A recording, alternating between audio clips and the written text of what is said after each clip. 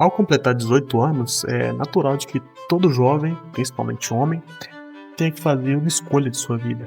Bom, uma delas é se alistar no exército. No dia 3/1 de 2022, foi minha vez. Eu estava no terceiro ano do ensino médio e eu confesso que eu era um dos poucos da minha sala que realmente queria ter essa vida militar. Numa sala de 40 alunos, apenas eu queria servir. Eu não nasci numa cidade grande, na minha cidade nem tem um quartel, então eu teria que dar o endereço de outra cidade, de falar que eu morava em outra cidade, somente para realizar o sonho de servir o meu país. Eu venho de uma família militar e confesso que eu tinha grandes pensamentos sobre o exército, pensava que seria uma coisa espetacular. Afinal, eu estaria seguindo os passos do meu pai, e os passos dos meus irmãos, os passos dos meus tios e do meu avô. Então, eu queria servir, queria estar ali. Pensei que seria uma experiência nova, uma coisa que eu nunca havia visto na minha vida. Mas eu estava completamente enganado. Essa viria a ser uma das piores experiências da minha vida.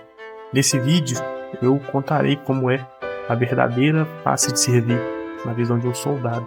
Não é isso que você vê na internet, que você vê milhares de pessoas falando que se você ser voluntário para tudo, você vai conseguir as coisas. Não, é totalmente o contrário disso. A vida não é fácil, a vida lá é pior.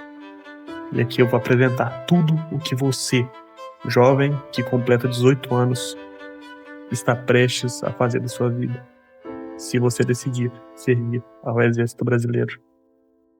A primeira coisa é que eu quero quebrar um pouco do mito que nós temos quando falamos do Exército Brasileiro. E para isso, eu vou passar um vídeo para vocês. Um exército que tem como missão defender a pátria e, quando convocado, participar de operações de garantia da lei e da ordem. Este é o Exército Brasileiro de hoje. Bom, eu acho que você já deve ter assistido esse vídeo, com toda certeza. Se você está vendo o meu vídeo, você já viu o vídeo do Exército. E se você não viu, ele vai estar aqui na descrição desse vídeo para você dar uma olhada. Eu passei um trechinho dele aí para vocês.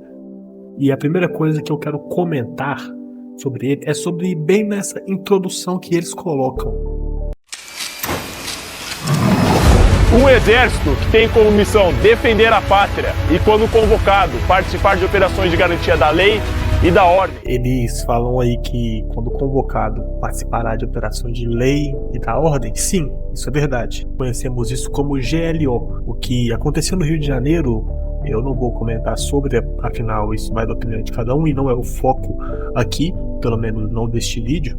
É que sim, o exército opera em situações de garantia de lei e da ordem, pode sim invadir comunidades, enfim, fazer operações de manifestação, qualquer uma dessas áreas. Mas me fale, isso acontece? Isso acontece com frequência? Quando você viu o exército em operação pela última vez? Provavelmente você não tem nenhuma resposta para isso, até porque se eu for na minha memória para lembrar aqui, a última vez que eu vi uma operação real do Exército foi em 2010, e a última vez que eu fiz uma operação do Exército foi somente uma operação de patrulha em rua, que não teve absolutamente nada, além de ficar parado com um fuzil olhando carros passarem. E bom, eu vou ser sincero com vocês, isso que eu fiz foi uma coisa rara, não é uma coisa que acontece.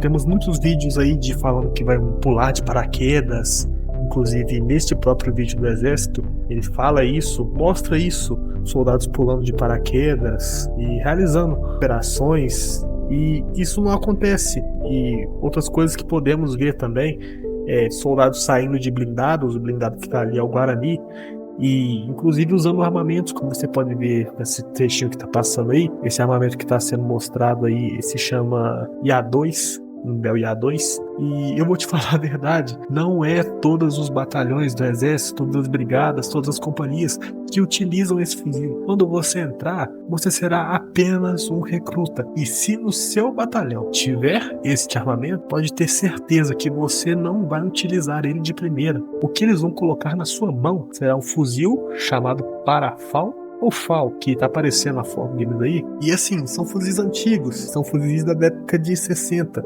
E no caso do FAL, o para-FAL ele é mais moderno. Mas você vai utilizar um fuzil desse extremamente pesado, extremamente antigo, rústico, funciona muito bem. Mas rústico antigo, afinal você é só um recruta que não tem nenhum direito de fala, não tem direito a pensar em nada, e muito menos de ter um direito de usar alguma coisa boa, né? Então, essa visão que o vídeo do exército e outras coisas militares tentam passar pra gente, no exército moderno e pronto para o combate, é extremamente o oposto do que realmente é. Blindados, como é mostrado no vídeo, parece até que todo quartel, todo batalhão tem, mas não. Estes blindados são principalmente colocados na região sul do Brasil, pelo menos os tanques de guerra estão mais localizados na região sul, mas as outras viaturas, como o Guarani e entre outros, o Guarani é esse que apareceu no vídeo aí, nesse trechinho que tá passando agora, ele é um blindado que não tem todos os quartéis. Eu já tive o prazer de estar dentro de um único evento, foi uma vez só que eu vi este blindado na minha vida, e mesmo assim, é uma coisa rara, não é todas as pessoas que vão ter a sorte. E outra coisa, se você quer pular de paraquedas, escalar montanhas, combater em ambientes brasileiros, pode ter certeza que isso não é a sorte de todo mundo, não é a sorte que todos têm. Se você deseja pular de paraquedas, você tem que fazer um curso de paraquedista que só tem na região do Rio de Janeiro. Ou seja, se você não for do Rio de Janeiro, você vai ter que esperar abrir vaga para o curso, geralmente ali umas 2, 3 vezes por ano, pelo menos para as outras regiões do Brasil, e vai ter que ser chamado para fazer. E sabe quem decide isso? É uma seção interna do quartel, que eu não sei se eu posso falar qual que é, mas enfim, é uma seção interna do quartel. E essa seção, ela vai definir quem vai fazer esse curso. E sabe quem vai fazer esse curso? Geralmente alguém que está dentro dessa seção, que trabalha dentro desse departamento do exército, ou alguém que for recomendado pelo comandante da companhia, ou simplesmente aquela pessoa que tem uma amizadezinha, sabe? Uma afinidade, digamos assim, e vai. Eu vou, para concluir esse vídeo aqui, que eu pretendo fazer outros, e inclusive contando também como foi a minha experiência dentro do quartel, eu vou falar de uma situação que aconteceu, graças a Deus não foi comigo, mas foi com um colega de farda meu. No exército, nós temos um ano que, todos os anos na verdade, tem o curso de formação de cabo. Como funciona o curso de formação de cabo? Todo soldado, sendo recruta ou soldado, entre aspas, antigo, né? O soldado antigo é aquele que já passou pelo período básico de 1 ano e está em mais de 1 ano no exército. Todo soldado tem a oportunidade de participar desse curso. Como faz para ser voluntário para fazer? É só você ir lá assinar, tem interesse de fazer. Pronto. A partir disso vai iniciar-se uma competição. Vamos supor, temos 20 vagas para fazer o curso. Porém, são em torno de 50, 60 pessoas que se candidatam para fazer. Ou seja, tem uma competição interna para fazer o curso. E como é essa competição interna? É uma prova escrita de alternativas mesmo sobre o exército brasileiro, sobre geografia, enfim, é uma provinha. Se você prestou atenção nas aulas de história do ensino médio, você provavelmente vai saber boa parte da prova, e qualquer coisa você estuda um pouquinho sobre história do exército, enfim. Qualquer canal de história aí de qualidade, tipo Impérios AD, do Thiago Braga, você vai conseguir tirar a prova de letra. A prova é muito fácil. E depois dessa prova, tem uma prova física, uma prova de aptidão, correr, fazer barra, flexão, abdominal, enfim.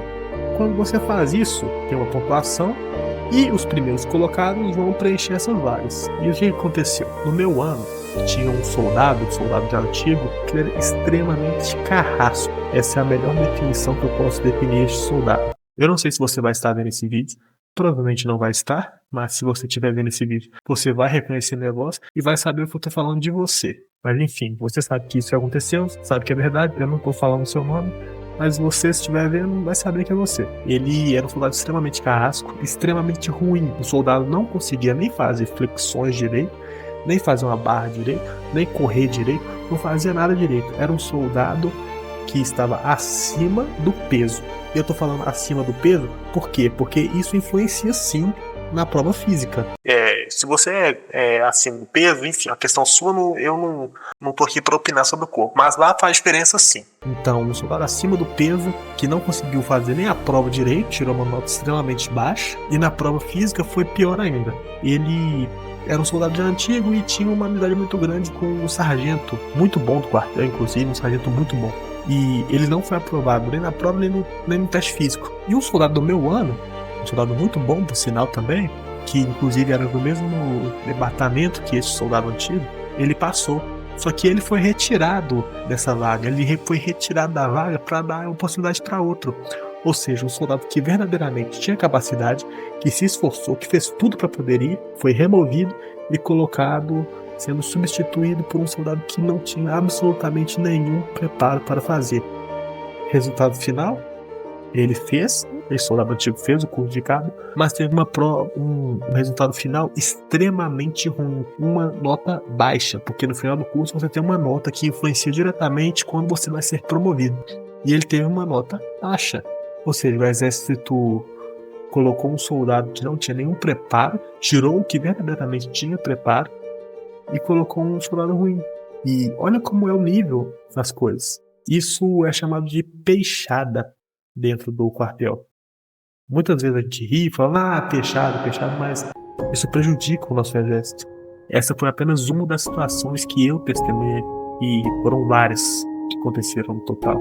Posso contar várias aqui para os senhores que estiverem assistindo.